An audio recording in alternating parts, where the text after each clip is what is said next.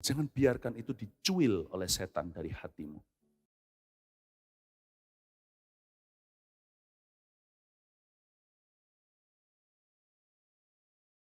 Yes, praise the Lord. Saya ingin membagikan sebuah firman di Kisah Para Rasul pasal yang ke-16. Ayat 23 sampai 32. Kisah Para Rasul pasal 16 ayat 23 sampai 32. Kita akan belajar dari hamba-hamba Tuhan khususnya Paulus dan Silas. Tidak ada jarak dalam hadirat Tuhan. Mari kita makan ya. Yang di rumah sekarang katakan kanan kiri kepada keluarganya, ayo kita makan. Ayo kita makan. Kita makan steak rohani hari ini ya. Kisah Para Rasul 16 ayat 23 sampai 32. Saya bacakan dulu. Judulnya Kepala Penjara Filipi. Ayat 23 bunyinya, setelah mereka berkali-kali didera, mereka dilemparkan ke dalam penjara. Kepala penjara diperintahkan untuk menjaga mereka dengan sungguh-sungguh. Sesuai dengan perintah itu, kepala penjara memasukkan mereka ke ruang penjara yang paling tengah. Dan membelenggu kaki mereka dalam pasungan yang kuat. Tetapi kira-kira tengah malam, Paulus dan Silas berdoa dan menyanyikan puji-pujian kepada Allah. Dan orang-orang hukuman lain mendengarkan mereka. Ayat 26, akan tetapi terjadilah gempa bumi yang hebat, sehingga sendi-sendi penjara itu goyah, dan seketika itu juga terbukalah semua pintu dan terlepaslah belenggu mereka semua. Ketika kepala penjara itu terjaga dari tidurnya dan melihat pintu-pintu penjara terbuka, ia menghunus pedangnya hendak membunuh diri, karena ia menyangka bahwa orang-orang hukuman itu telah melarikan diri. Tetapi Paulus berseru dengan suara nyaring katanya, jangan celakakan dirimu sebab kami semuanya masih ada di sini. Kepala penjara itu menyuruh membawa suluh, lalu berlari masuk dengan gemetar, tersungkurlah ia di depan Paulus dan Silas. Ia mengantar mereka keluar sambil berkata, Tuan, apakah yang harus aku perbuat supaya aku selamat? Jawab mereka, percayalah kepada Tuhan Yesus Kristus dan engkau akan selamat, engkau dan seisi rumahmu. Lalu mereka memberitakan firman Tuhan kepadanya dan kepada semua orang yang ada di rumahnya. Ayat 32 kita baca bersama-sama. Baik di sini para full timer ya yang bersama dengan saya menjaga gereja, menunggui tempat ini untuk jemaat, dan terutama jemaat yang ada di rumah masing-masing. Mari kita baca bersama-sama ayat 32. 1, 2, 3. Lalu mereka memberitakan firman Tuhan kepadanya dan kepada semua orang yang ada di rumahnya. Katakan amin secara keras. Amin, di sini dengar sekali keras suaranya. Ya kan? Karena ini para full timer sudah terlatih imannya. Sekarang jemaat saya mau dengar dengan telinga iman. Katakan amin. 1, 2, 3. Amin. Ya, saya dengar dengan iman ya. Mari kita saling merasakan kehadiran kita satu dengan yang lainnya. Tidak boleh terputus dan terpisah karena layar. Dalam hadirat Tuhan tidak ada jarak. Mari kita sekarang belajar dari 2 orang Kristen teladan. Menghadapi musim apa saja, mereka tidak luntur Kristennya. Amazing people.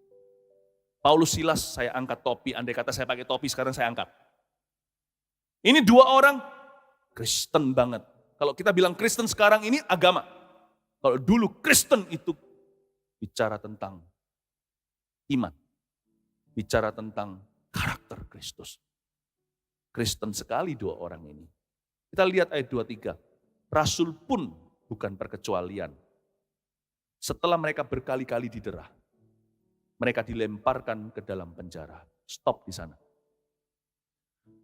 Bahkan men and women of God, the most anointed servants of Jesus, bahkan hamba-hamba Allah, pria wanita, dan orang-orang yang paling diurapi oleh Tuhan sekalipun tidak luput dengan yang namanya circumstances atau keadaan atau kondisi. Gereja meskipun gerbang maut tidak menguasainya, gereja juga akan mengalami berbagai macam deraan. Bukan hanya sekali, seringkali bertubi-tubi karena kita masih hidup di dalam dunia. Setelah mereka berkali-kali didera, mereka dilemparkan ke dalam penjara. Kasusnya beda dengan yang kita alami hari-hari ini. Mereka ini karena purely murni memberitakan Injil. Di tanah perjanjian, di kalangan orang Yahudi, di Turki, di Timur Tengah ini. Nggak mudah. Mereka memberitakan Injil, justru kena getahnya. Mereka didera berkali-kali, bukan karena dosa. Dan mereka dilemparkan ke dalam penjara. Yesus sudah memperingatkan, dalam hidup ini, kau akan mengalami banyak pencobaan. Yesus sudah ngomong sama pengikutnya, nggak tanggung-tanggung, yang dia ajari begitu adalah para rasulnya. Yang notabene paling sakti urapannya. Mereka-mereka ini loh, batu-batu karang yang teguh termasuk Petrus dan kawan-kawannya, di atasnya dibangun gereja Tuhan, dan gerbang maut tak menguasainya. Orang-orang ini yang diberitahu Yesus, dalam hidup ini, kamu akan mengalami banyak pencobaan. In this world you will face many tribulation. Dia tidak berkata temptation dalam bahasa Inggrisnya, tribulation itu masa susah. Yang menghempitmu, seperti engkau bertubi-tubi didera. Atau seolah-olah dilemparkan ke dalam penjara. Penjara tidak harus secara fisik bui. Orang zaman dulu bilang itu bui. Prison, jeruji besi. Penjara nggak harus begitu.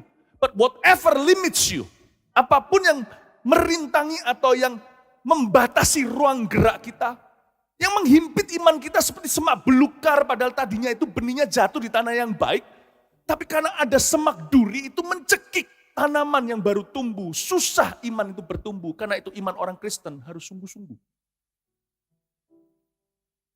Nggak cuma orang Kristen loh, orang dunia aja susah loh. Coba lihat seperti yang kita alami hari-hari ini. Apa yang dimulai dengan pandemik yang namanya wabah. Serangnya fisik, sekarang serangnya bisnis pula. Sebenarnya di dunia ini memang begitu sih. Gak ada yang baru sih di bawah matahari ini. Jadi jangan sampai kita itu panik seolah-olah sesuatu yang baru terjadi. Enggak. Apapun yang terjadi akan terjadi kembali. Apapun yang terjadi hari ini pernah terjadi sebelumnya. Kita pengkhotbah. Mereka berkali-kali didera. Makanya Yakobus mengajarkan begini. Yakobus loh, saudaranya Yesus. Dari kandungan yang sama, cuman bukan dari Roh Kudus. Tapi dari sperma manusia Yusuf dan Maria ketika menikah. Ketika mereka bersetubuh, Roh Kudus juga turun atas Yakobus. Tapi Yakobus anak manusia tenan. Dia padahal kerabat Tuhan, itu koneksinya sudah ilahi. Kalau kita bilang, aku punya koneksi ilahi. Tuhan tolong aku di dalam dunia bisnis karena kenal teman ini, dia yang bantu saya. Aku punya koneksi ilahi. Ini koneksi ilahi beneran. Karena saudaranya adalah Yesus. Kokonya adalah Yesus Kristus. Yakobus saja berkata begini, anggaplah suatu kebahagiaan. Yakobus pasal pertama. Jikalau kamu jatuh ke dalam berbagai macam-macam pencobaan. Ini bukan pencobaan moral, pornografi, pencobaan membenci, bukan loh ya. Ini pencobaan yang kita cipta, kalau yang saya sebut tadi pornografi, membenci itu dari dalam kita yang menajiskan kita. Bukan apa yang kita makan yang menajiskan diri kita, tapi apa yang keluar dari hati ini yang mengotori kita. Itu bukan yang dimaksud Yakobus, kamu jatuh dalam pencobaan-pencobaan demikian. Pencobaan-pencobaan ini maksudnya yang dari luar ke kita, tidak ada hubungan dengan kita, yang menerpa dan kita didera. Itu bisa jadi circumstances dunia atau kondisi dunia, krisis ekonomi, atau bahkan pandemik dan wabah, atau apalah, atau penganiayaan. Once upon a time di setiap negara, di setiap bangsa pasti pernah mengalami yang namanya orang Kristen, juga anak-anak Tuhan dianiaya. Berbahagialah kamu kalau kamu mengalami berbagai macam pencobaan. Sesuatu yang dari luar menderamu yang tidak ada hubungan dengan dirimu. Karena itu akan menguji imanmu dan menghasilkan ketekunan. Dan ketekunan akan membuatmu tahan uji dan dewasa rohani sehingga engkau tidak akan kekurangan sesuatu. Tidak akan kekurangan sesuatu bukan berarti tidak kehilangan sesuatu loh. Hatinya utuh, mungkin dia kehilangan sesuatu. Kalau kita baca kitab-kitab Injil, kita surat-surat Paulus menulis kepada jemaat-jemaat yang mengalami kesusahan bertubi-tubi Yerusalem, gereja mula-mula pernah mengalami kelaparan. Karena bukan salah mereka, memang terjadi paceklik yang luar biasa. Surat Paulus kepada gereja-gereja lain, dia berkata, sekalipun mereka merampas hartamu, terjadi riot saudara, atau terjadi huru-hara, tapi sukacitamu tidak berkurang. Supaya kamu dewasa rohani lewat deraan yang bertubi-tubi, sehingga kalau kamu dewasa rohani, kamu tidak akan kekurangan apa-apa. Kata kekurangan bukan berarti tidak kehilangan sesuatu. Mungkin kita kehilangan kesempatan. Mungkin merugi bisnis kita hari-hari ini. Mungkin tiket pesawat kita jadi hangus, ya kan? Atau mungkin terlalu mahal bagi mereka yang mau pulang ke tanah air, ke negeri. Apalah ya, selalu ada setback. Tapi bagi anak-anak Tuhan, setiap setback itu kalau kita tanggapi dengan benar, itu set up. Kebaktian hari ini juga setback bukan? Yes, but it is a setup. Ini adalah sebuah setup untuk sesuatu yang lebih besar. Ini mengajari kepada jemaat kita sebuah pengajaran alami. Bahwa kebaktian itu harus dihargai. Tahu enggak? Any day, any Sunday, minggu kapanpun bisa jadi minggu terakhir. Puji Tuhan hari ini waktu saya lihat sekeliling saya ini, kursi-kursi kosong seperti ini, saya kira rapture apa?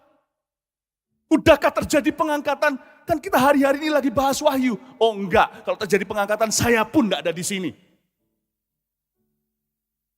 Tapi cinta terus terang bagi saya, cinta kepada jemaat bagi kami semakin bertambah-tambah.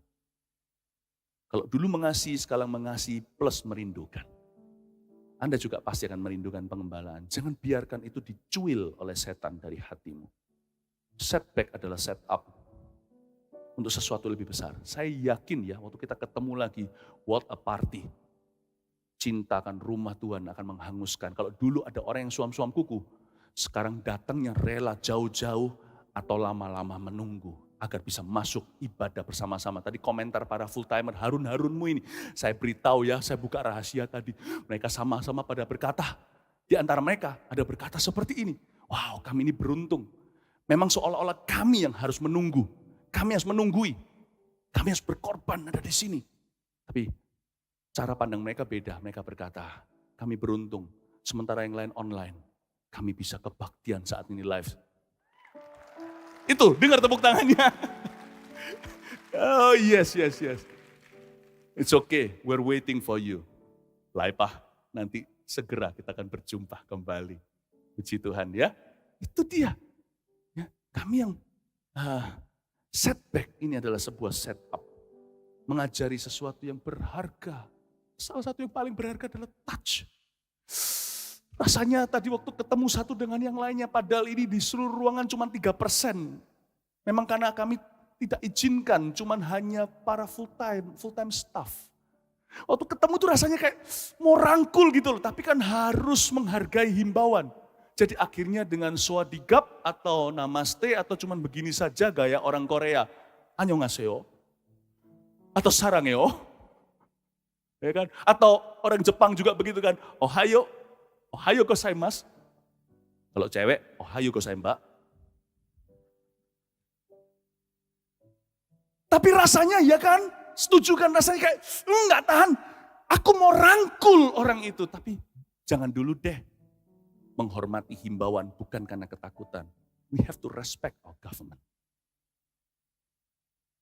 Oh, it teaches us that relationships are precious. Touches are so expensive. Zaman itu mahal. Hubungan itu berharga. Setback? Set up. Karena itu keluarga tidak boleh runtuh justru kena pandemik seperti ini. Keluarga harus saling mengasihi. Amin Bapak Ibu Saudara. Kita lanjutkan, kita baru satu ayat sekarang, kita ke ayat berikutnya. Tadi setelah mereka berkali-kali diderah, mereka dilemparkan dalam penjara. Kita lihat ayat 24. Sesuai dengan perintah itu, kepala penjara memasukkan mereka ke ruang penjara yang paling tengah. Saya bisa bayangkan, ketika Paulus dan Silas tahu mereka akan ditaruh di ruang paling tengah. Anda tahu nggak ruang paling tengah itu apa? Ruang paling tengah itu dalam bahasa Inggrisnya dungeon. D-U-N-G-E-O-N. Biasanya paling tengah, paling bawah, paling lembab, paling gelap. Adakah mereka memberontak? Tidak. Sesuai dengan perintah itu di ayat 24 garis bawahi. Paulus dan Silas berkata, dalam bahasa Jawanya, monggo silakan. Luar biasa. Bapak Ibu tahu bahwa hidup ini tidak sepenuhnya dalam kendali kita.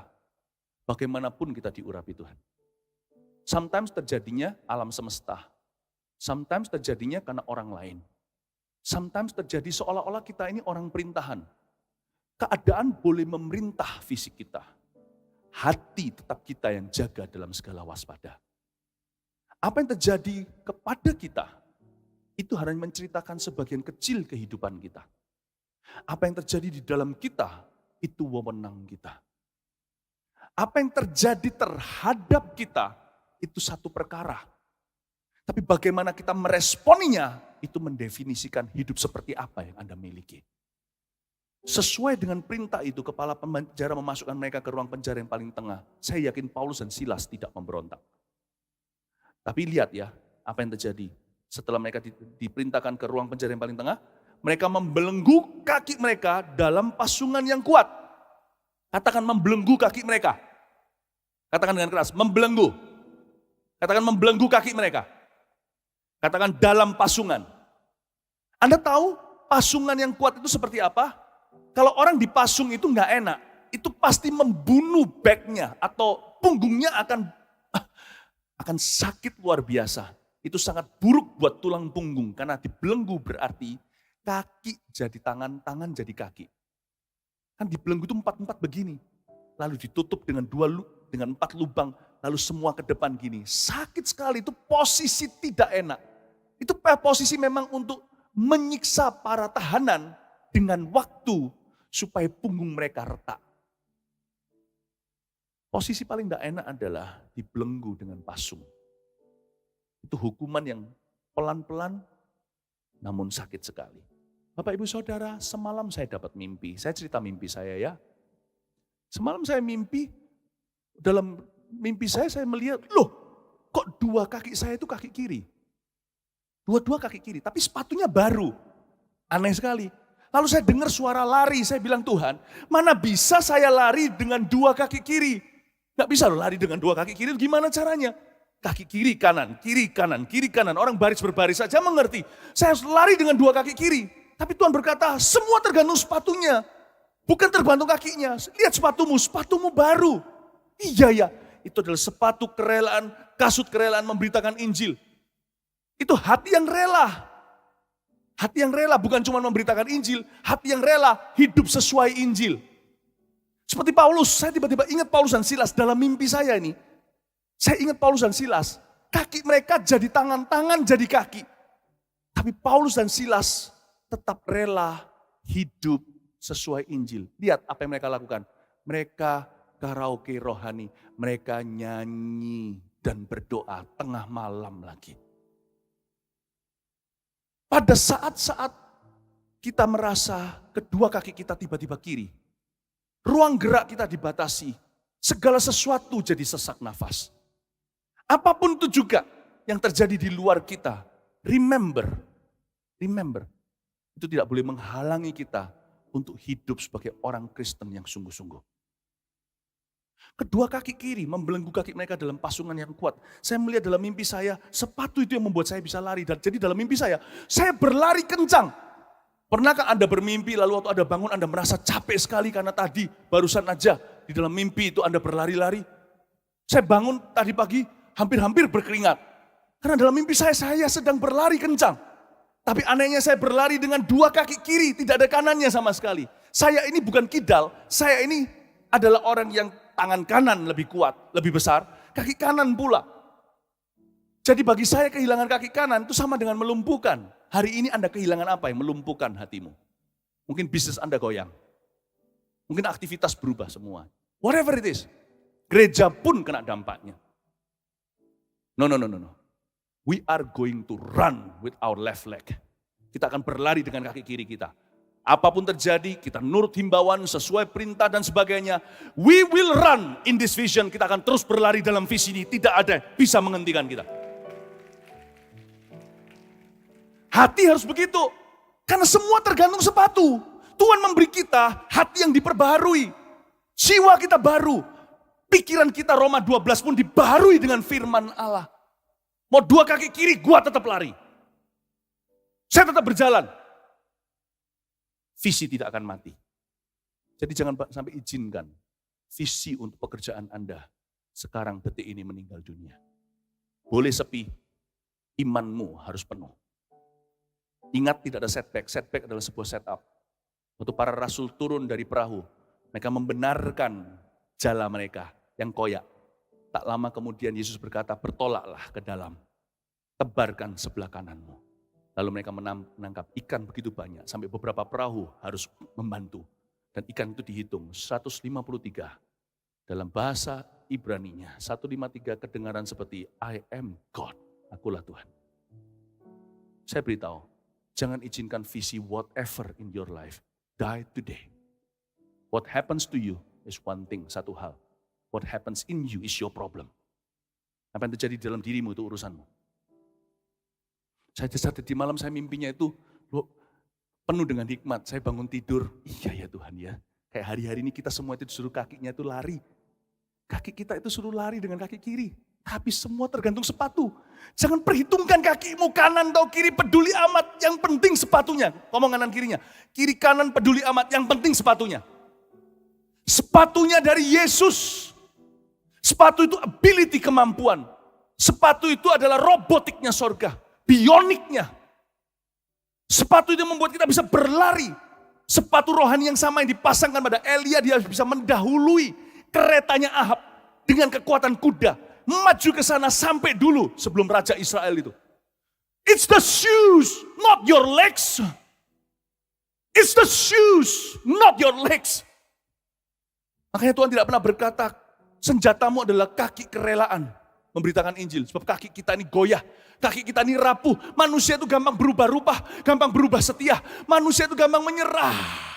Manusia itu hanyalah tanah liat, hanyalah harta. Memang harta karena kita berharga, tapi harta karun ini di dalam tanah liat. Makanya Tuhan berkata, no. It's the shoe. Sepatunya, not the leg.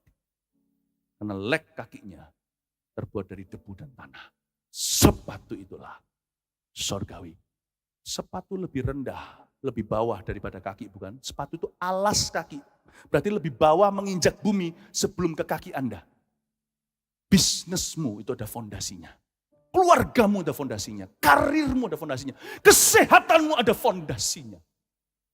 Fondasi itu adalah Injil. And before anything touches you, sebelum apapun menjamamu, harus menjama alas kakimu dulu. Alas kakimu. Saya ngomong begini bukan menghina, justru menghargai Yesus. Alas kakimu adalah Kristus. Fondasi yang teguh. Jangan sampai Anda hambar hati hari-hari ini. Dan sebelum apapun menjamah tanah, harus lewati Dia. Kenapa berkata, Mede, habislah saya. Sudahlah semuanya bubar. Kristen harus terakhir yang panik. Listen, saya online kan, bukan karena kepanikan. Kalau ada orang mencibir kita, gereja kita, karena keputusan dan sebagainya, biar mereka berurusan dengan Tuhan nanti di akhirat. Minimal di akhir hayat mereka. I won't do anything about it. Oh, orang bisa mencibir macam-macam, alasan ekonomi, ini kek, itu kek. No. Listen. We make every decision prayerfully. Gegabah itu not too early and not late also. Tidak lambat, namun juga tidak terlalu cepat. Semua tepat pada waktunya baru indah. Dan untuk Gereja Mawar Sharon, online hari ini, seperti ini hari ini, Bapak Ibu Saudara, adalah suatu hikmat tersendiri. Tuhan mengajarkan kepada kita semuanya, Gereja Mawar Sharon dan jemaatnya, untuk kembali mengevaluasi fondasi iman kita. Ambil waktu tenang di rumah, dengar firman Allah. Minta Tuhan fondasi baru jikalau fondasimu sekarang adalah rapuh. Jadi hari ini saya punya tekad bulat untuk membangun jemaat di atas fondasi iman yang paling murni. Kasih tepuk tangan untuk Tuhan Yesus. Oh haleluya. Lihat ya, membelenggu kaki mereka dalam pasungan yang kuat. Si Paulus dan Silas. Kaki jadi tangan, tangan rasa kaki. Setelah 2 jam, apalagi sampai tengah malam, kaki mereka sudah semuanya ada bintang-bintangnya alias kesemutan. Mereka udah gak bisa merasakan mana kaki kanan, mana kaki kiri. Tapi Paulus tetap nyanyi, katakan Paulus tetap nyanyi. You want to be a Christian, it's when you are under pressure. And be a Christian. Mau jadi orang Kristen? Pada waktu dalam tekanan. Jadilah orang Kristen. Tapi kira-kira tengah malam, Paulus dan Silas berdoa dan menyanyikan puji-pujian kepada Allah. Dan orang-orang hukuman lain mendengarkan mereka, ayat 25. Katakan tengah malam. Tengah malam. Harusnya mereka bobok kan, tidur kan. Kadang-kadang kalau kita capek, kita nggak ngerti posisi fisik kita, posisi badan, kita tetap bisa lelap. Kalau kita letih ya, pernah sekali saya pelayanan di Jepang, saya lihat orang-orang Jepang itu kerjanya workaholic luar biasa. Jam 11 saya pulang, masih lihat dalam perjalanan jam 11-12 itu kantor-kantor masih nyala lampunya, tidak sedikit yang masih duduk di mejanya. Orang Jepang itu bisa tidur dalam kondisi begini loh, di MRT atau di kereta cepatnya, dalam posisi berdiri gini. Saking capeknya, seperti jerapah, berdiri pun bisa tertidur dengan lelap. Paulus dan Silas harusnya tidur, bubuk. Dia tengah malam, dia capek badannya. Ingat, dia didera alias dicambuk berkali-kali. Dalam kondisi basah darah, lembab di bawah. Ada binatang, hewan tidak kelihatan berkeriapan di dalam gelap. Tapi kenapa mereka memilih tengah malam baru nyanyi? Mungkin mereka nggak bisa tidur, mungkin kesakitan, mungkin. Tapi mungkin juga karena mereka menunggu semua keramaian itu diam. Semua orang-orang suara hujatan berhenti. Mereka tenangkan diri dan mereka menyanyi. Use this moment, 2 minggu ini ada di rumah, tidak terlalu banyak keluar kemana-mana. Jadikan tengah malammu, sunyi senyapmu, perkuat hubunganmu dengan Yesus. Perkuat hubungan dengan Tuhan. And be a Christian, jadilah orang Kristen yang sungguh-sungguh. Tengah malam Paulus dan Silas berdoa dan menyanyikan puji-pujian pada Allah. Di kondisi seperti itu, mereka pertahankan namanya spiritual values. Katakan spiritual values. Nilai-nilai rohani. Nilai-nilai kekristenan itu dipertahankan sementara mereka dipasung belenggu. Di tengah malam itu mereka memilih pada waktu justru di malam pekat. Di tengah malam midnight, jam dinding menunjukkan. Persis di tengah, pukul 12. Hampir kurang lebih di masa yang paling midnight itulah. Mereka menunjukkan kekristenannya. Bapak, Ibu, Saudara, jangan ikut-ikutan panik dengan dunia. Justru pertahankan Christian values melalui semua wabah, musibah, whatever. Saya tidak imani loh ya, tapi hari-hari ini kita belajar wahyu. Saya kok yakin, yang kayak ginian itu bukan yang terakhir kali. Jadi tolong yang namanya perasaan kita itu dibuat generik aja dulu, jangan overdosis di sini. It's good to take a break. 2 minggu ini juga bagus, ini setback yang merupakan setup. Alangkah baiknya setiap orang sekarang mendengarkan firman ini di rumah-rumah masing-masing mengevaluasi fondasi. Kadang-kadang kita perlu sunyi untuk kita bisa menyanyi. Saya rasa it's good. Untuk 2 minggu ini kita bisa introspeksi, banyak berdoa sembahyang, mendekatkan diri dengan Tuhan. Dan kembali memprioritaskan dalam hidup kita apa yang sesungguhnya perlu, apa yang sungguh-sungguh berharga. This is beautiful. This is beautiful. Ya. Justru, tapi namun demikian Bapak Ibu Saudara, di masa-masa seperti ini, take charge, take control. You are the master of your circumstances. Anda adalah tuan atas keadaan. Bukan hamba atau budak keadaanmu. Ya. Pikirkan apa nilai-nilai yang Anda mau pertahankan di hari-hari ke depan. Kebanyakan orang kalau lagi panik gini, boleh nggak stok makanan? Silahkan, nggak apa-apa. Tapi mau stok berapa puluh tahun? Makanan juga ada kadaluarsanya. Nah kalau kita beli beras sebanyak-banyaknya katakan. Lalu katakan sungguh-sungguh ini seperti kiamat gitu ya. Seperti yang dikatakan kitab Wahyu kan. Kita yakini masa antikristus itu setelah kita diangkat. Kayak gini nih latihan yang baik untuk kita itu menguji iman. Bagaimana jikalau semua ini ujungnya adalah kalau dikasih chip 666 baru Anda bisa makan. Atau baru terjadi yang namanya vaksinnya. Are you willing to do that? I think this is very good. Siapa bilang tunggu nanti antikristus pemurnian itu terjadi? Sekarang loh iman itu dimurnikan. Saya nggak peduli teorinya apa. Apakah nanti antikristus itu datang dulu, lalu pengangkatan nanti terjadi di tengah-tengah? Kalau kita bisa lulus hari ini, pencobaan tidak melebihi kekuatan kita, nanti kita lulus pula. Tapi kalau ternyata teori yang saya yakini interpretasi daripada wahyu yang untuk gereja kita. Bukan karena gereja Mawar Sharon takut mati. Tapi saya percaya pada keadilan Allah. Sekarang mati untuk Tuhan aja bisa kok, sekarang aja dimurnikan kok. Saya yakin kita diangkat dulu, baru setelah itu masa antikristus tiba. Ya, enggak masalah, kalau ternyata nanti sebaliknya kita ready kok. Kalau kita bisa lulus sekarang, kita bisa lulus kapanpun. Karena hati ini kan dijaga setiap saat. Tapi kalau ternyata kita diangkat dulu baru terjadi antikristus, saya bersyukur untuk masa-masa seperti ini. Supaya saat pengangkatan kita ini bukan bolos, kita ini bukan katrolan. Kita ini sungguh-sungguh lulus ujian setiap musim kehidupan. Kalau hari ini kita bisa lulus, coba bayangkan kalau kita panik sekedar nyetok doang. Coba pikirkan semua itu udah kadaluarsanya. Tapi kalau seumpamanya katakan semuanya ini ujungnya tambah kacau kan. Dunia ini tambah kacau nih. Apa garansinya kalau hal-hal seperti ini terjadi cuma kali ini? Bisa aja terjadi, kapanpun katakan apapun yang terjadi, akan terjadi lagi. Siapa bilang dunia ini kotor, dunia ini gak bersih? Apa garansinya tidak terjadi wabah baru? Selalu ada saja. Baik yang dicipta manusia, musibah maupun alam semesta. Selalu ada, kita ini hidup dalam dunia berdosa kok. Take charge, be the master of your circumstances. Jadilah Tuhan atas keadaanmu. Coba bayangkan, pikirkan. Kalau kita sekarang begini aja nggak generik, udah overdosis rasa takut. Kita stok semuanya. Masa kalau kita punya banyak, punya uang beli segala sesuatu. Kalau nanti sungguh-sungguh shut down everything, semua sistem dunia ini fail, gagal. Kalau Anda dengar teriakan tangisan seorang anak kecil bayi nggak punya susu, tidakkah kau akan bagikan dari stok barang-barangmu?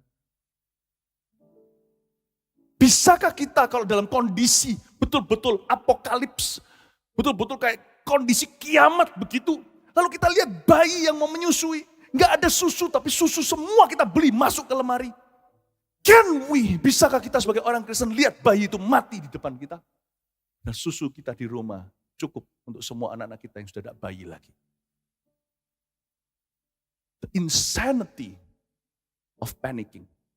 Kegilaan daripada kepanikan. Keluarga saya tidak nyetok macam-macam kecuali memang harus cukup dan lebih cukup. Justru hari-hari ini kami ngasih. Memberi. Kalau kita memberi itu kita hilang worry. Tadi pagi saya baru kontak dengan satu jemaat, puji Tuhan yang cukup dekat dengan kami. Kami tidak gagal mengajari keluarga ini. Salah satunya berkata seperti ini, I worry less when I give more. Orang-orang dikasih vitamin, dikasih makanan, dikasih uang yang lebih. Kalau siapa yang ngantarkan makanan dan sebagainya, dia bilang, kami juga tentunya simpan. Tapi kami memberi. Katanya dengan lebih banyak memberi, kami lebih less worry, kami lebih tidak khawatir. Saya langsung berkata di telepon, saya berkata, bravo, saya tidak gagal mengajarimu, bangga Jemaat Mawar Sharon yang seperti ini. Kasih tepuk tangan untuk orang-orang seperti itu. Itu dia. Lihat ini Paulus Silas. Orang-orang bilang, semua tahanan yang lain mendengarkan mereka. Tengah malam, justru semua orang bobok. Dia nyanyi. Semua orang simpan, dia beri. Coba bayangkan. Semua orang tahan, berebutan. Dia bermurah hati. Orang Kristen itu tengah malam, bukan siang hari. Karena lampu tidak perlu nyala di luar sana, ada matahari. Kita itu bersinar di tempat yang gelap. Tunjukkan, saya mengucap syukur untuk season seperti ini. Antikristus atau tidak, kita wahyu interpretasinya apa, I don't care, saya tidak peduli. Pokoknya season hari ini, today is the season, hari ini musim ini kita harus lulus. Hari ini kita harus lulus ujian. Makanya itu ini disinfektan. 2 minggu ini waktu kembali pulang ke rumah, laipah. Nanti bulan depan waktu kita berjumpa kembali, Jemaat Mawar Sharon tiba-tiba sudah kurang mencintai dirinya sendiri. Tapi cinta akan rumah Tuhan akan menghanguskan kita semua. Can't wait to meet all of you again, renewed, diperbarui dengan sepatu yang baru. Haleluya. Ya, kita lanjut lagi. Mereka menyanyikan puji-pujian kepada Allah dan orang-orang hukuman lain mendengarkan mereka. Coba lihat sekarang di penjara siapa aja. Kita lihat ayat 25. Ulang lagi. Tapi kira-kira tengah malam, Paulus dan Silas berdoa dan menyanyikan puji-pujian kepada Allah dan orang-orang hukuman lain mendengarkan mereka. Di ayat 25 ada berapa tokoh? Ada 3. 3 people. Paulus, Silas, dan orang-orang hukuman lain yang mendengarkan mereka. Tolong hapuskan orang-orang lain yang mendengarkan mereka. Anggaplah mereka hanyalah figuran. Katakan figuran. Jangan lupa 2 orang tokoh ini adalah tokoh utama pembelajaran kita dari firman Allah. Paulus dan Silas, katakan Paulus dan Silas.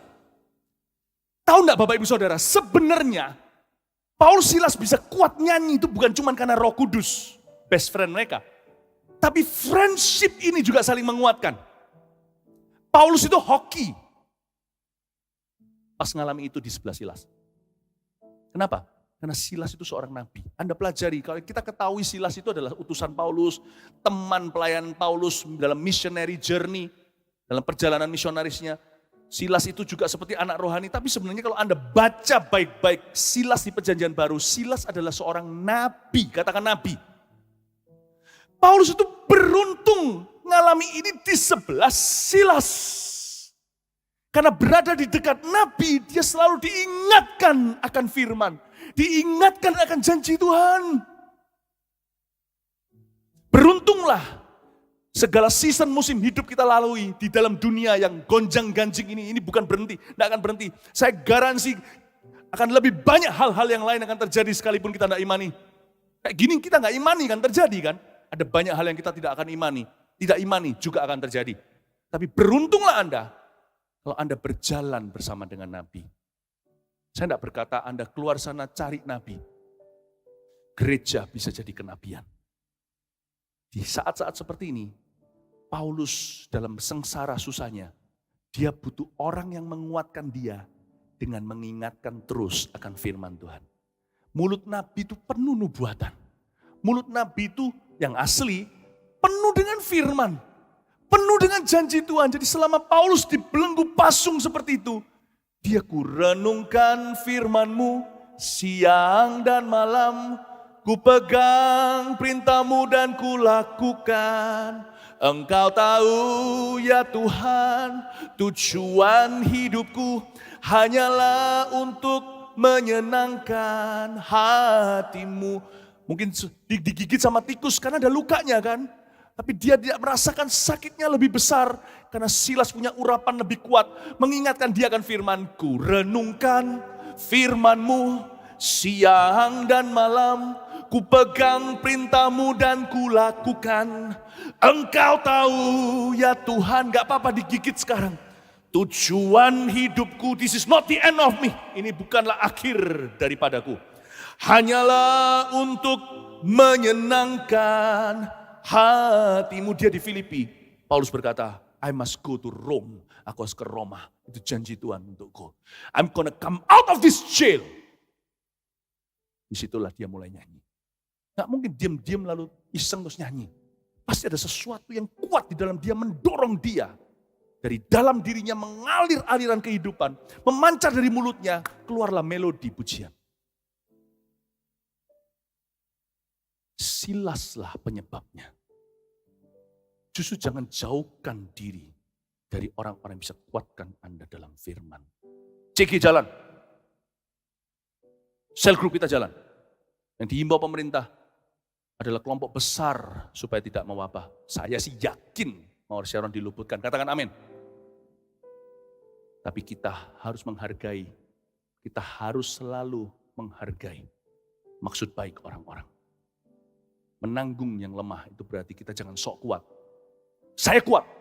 Saya tidak malu mengatakan I am strong. Dia yang kuat menjadi lemah supaya aku lemah menjadi kuat. Tapi justru if you are strong, kalau kita kuat justru menanggung yang lemah tanpa memperbincangkan kelemahannya. Tidak semua orang percaya Tuhan. Tidak semua orang imannya ada di level itu. Jemput mereka, pick them up. Jangan sok-sokan I am strong. Aku makan daging juga gak apa-apa. Kalau orang tersandung kita makan daging, don't eat meat. Jangan makan daging. Saya rasa kasih lebih besar dari iman, bukan? Bukankah yang terbesar adalah kasih? Imanmu bisa bulat memindahkan gunung. Tapi kalau tidak ada kasih pada orang yang bergumul, mereka yang struggling to believe. Apalagi mereka yang worry, yang di garis paling depan. Kalau sampai kita tidak peduli dengan orang-orang itu in the name of iman, dalam nama iman. Iman kita hanyalah tong kosong. nyaring bunyinya. Di mata Tuhan, sia-sia. Jangan jauhkan, ceki jalan ya. Ceki jalan, saling kuatkan. Untuk saling mendoakan. Justru kita butuh firman. Katakan kanan kirinya, justru kita butuh firman dan janji Tuhan. Katakan seperti itu dengan keras. Semua yang di rumah juga, justru kita butuh firman dan butuh janji Tuhan. Katakan dengan iman. Kasih tepuk tangan untuk Tuhan Yesus.